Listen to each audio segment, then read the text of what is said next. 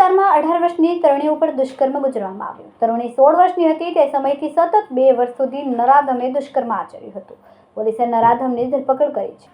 સુરતના અડાજણ વિસ્તારમાં 18 વર્ષની તરુણી ઉપર દુષ્કર્મ આચરવામાં આવ્યું। તરુણી 16 વર્ષની હતી તે સમયથી સતત 2 વર્ષ સુધી નરાધમે દુષ્કર્મ આચર્યું હતું। નરાધમ આરોપી કેતન પરમાર કિડ્સ નર્સરી ચલાવે છે। આરોપી અને ભોગ બનનાર તરુણીના ઘરે અવારનવાર આવતો હતો, જેથી પરિવારમાં દીકરી એકલી હતી ત્યારે એકલતાનો ફાયદો ઉઠાવવાનો એક માધ્યમ બની ગયો હતો। ત્યારે પીડિતા ઘરમાં એકલી હોય ત્યારે અવારનવાર તેના ઘરમાં આવી જતો હતો। આરોપીએ પીડિતાને જબરજસ્તીપૂર્વક દારૂ પીવડાવીને શારીરિક સંબંધ બાંધવા માટે પ્રયાસ કર્યો હતો। પીડિતાએ તેનો વિરોધ નોંધાવતા આરોપીએ બેલ્ટ વડે તેને માર માર્યો હતો અને દુષ્કર્મ આચર્યું હતું।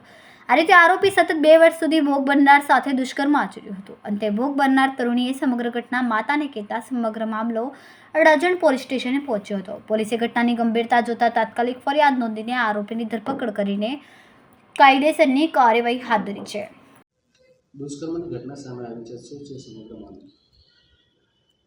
અડાજણ પોલીસ સ્ટેશનમાં એક 374 અને પોસ્કોની કલમ સાથેનો ગુનો દાખલ થયો છે। આમાં ભોગ બનનાર બેન છે એને એના ફાધર એક્સપાયર થઈ ગયા છે। એને મમ્મી અને એને સાવકા પપ્પા હાથે રહેતી હતી। ત્યારે એક કેતનભાઈ વાઘરી કરીને છે, આશરે 41 વર્ષની ઉંમરનો છે હાલમાં। એ એના ઘરે આવતો હતો અને 2-3 મહિનામાં આવે અને 2-3 વખત એને આ છોકરી હાથે સંભોગ કરેલ છે। એટલે આવું 6-7 મહિના પહેલાંથી આ ચાલતું હતું। પછી આ છોકરી કોઈને કીધું નહીં, કંઈ નહીં, પરંતુ પછી 2-3 દિવસ પહેલાં એ એના મામાના ઘરે ગઈ ત્યારે એ છોકરીએ એના મામાને અને એના કાકા પપ્પાને કીધું।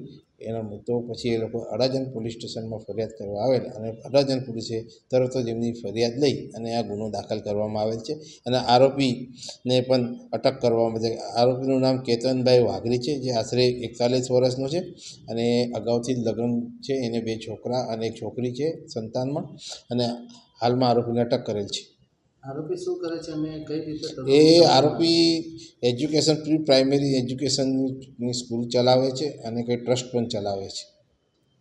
કઈ રીતે સમગ્ર મામલો સામે? સમગ્ર મામલો આ છોકરી એના મામાના ઘરે ગયેલી ત્યારે એ છોકરીએ એના મામાને આ વાત કરેલી। પછી એ લોકોએ નિર્ણય લઈને અડાજણ પોલીસ સ્ટેશનમાં આવેલ અને એ લોકોએ ફરિયાદ આપેલ છે અને ગુનો દાખલ કરવામાં આવેલ છે।